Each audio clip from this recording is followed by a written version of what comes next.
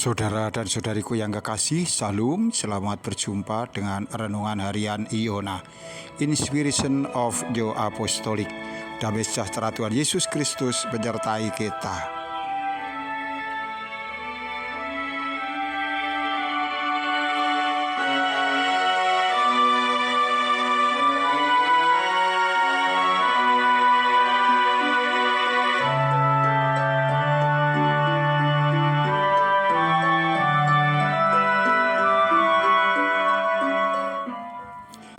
Kita membaca firman Tuhan dari surat Rasul Paulus kepada sidang jemaat di Korintus yang kedua pasal 4 ayat yang kelima.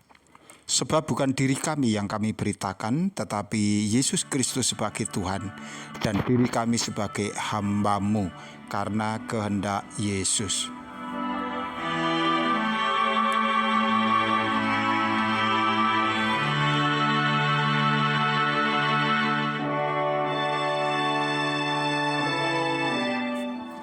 Saudara dan saudariku yang kekasih, kita kembali mendalami tema tentang tugas dan misi rasul-rasul Tuhan Yesus.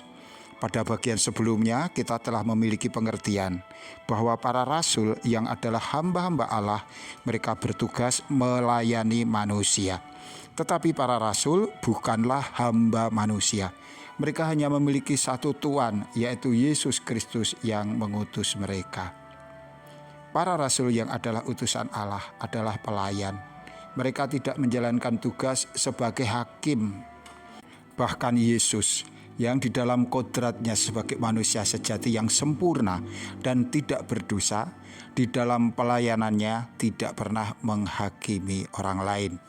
Bahkan kepada orang-orang yang dianggap oleh orang banyak sebagai orang berdosa yang pantas diberi sanksi hukuman, Yesus tetap mendekati mereka dengan penuh kasih. Dalam peristiwa perempuan yang berzina, Yesus menjadikan jelas bahwa tidak ada pendosa yang berhak menghakimi sesama mereka. Ini sungguh masuk akal. Bagaimana mungkin orang yang menyandang banyak dosa kemudian menghakimi orang lain yang oleh karena perbuatan dosa mereka? Jika pendosa harus dihukum saat itu juga, justru kita sendiri yang seharusnya menerima hukuman itu, karena kita juga menyandang banyak kesalahan dan dosa-dosa. Di dalam Injil Yohanes pasal 8 ayat 1-11 kita bisa membaca kisah ini. Bagaimana Yesus berlaku murah hati kepada seorang perempuan yang tertangkap basah sedang berzina. Kepada orang-orang yang terus-menerus mendesak Tuhan, maka Yesus mengatakan, "Barang siapa di antara kamu tidak berdosa, hendaklah ia yang pertama kali melemparkan batu kepada perempuan itu." Kata-kata Yesus ini tidak hanya ditujukan kepada orang-orang yang sedang memegang batu dan siap melempari perempuan itu, melainkan ini ditujukan kepada semua orang, termasuk juga diri kita yang hidup ribuan tahun setelah Tuhan Yesus Kristus. Karena sebenarnya tanpa kita sadari, kita juga sering melakukan hal yang serupa. Itu terjadi misalnya saat kita membicarakan hal-hal yang negatif yang ada atau yang dilakukan oleh sesama kita. Saat kita menjelek-jelekan mereka seolah-olah diri kita yang bersih, yang tanpa cacat.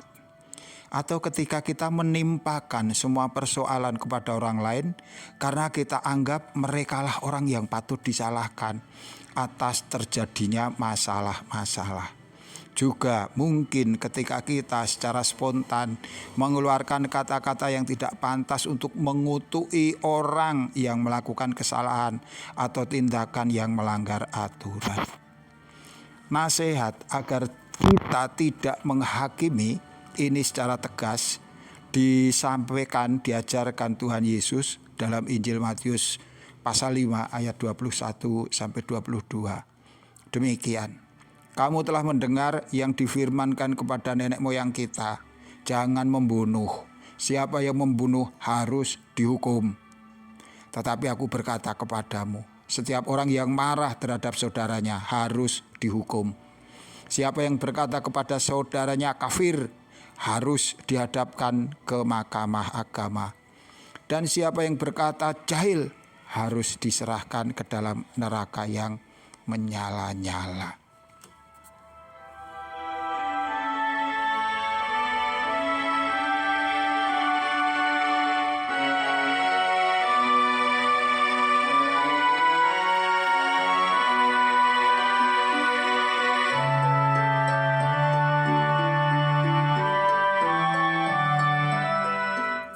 Saudara dan saudariku yang kekasih, adalah penting bagi kita untuk senantiasa sadar mengendalikan lidah kita, mulut kita, kata-kata kita, agar itu tidak menjadi awal dari perbuatan dosa, yaitu menghakimi sesama kita.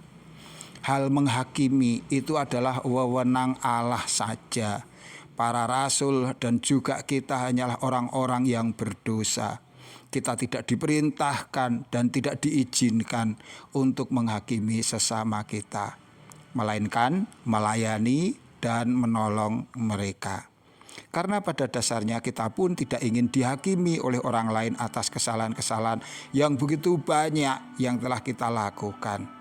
Ini senantiasa akan menciptakan suasana hidup yang rukun, yang tenang, yang damai, di mana orang tidak saling mencurigai satu dengan yang lain, tidak menyalah-nyalahkan saudaranya, melainkan memiliki hati yang terbuka untuk sebuah pengampunan, untuk merukunkan diri.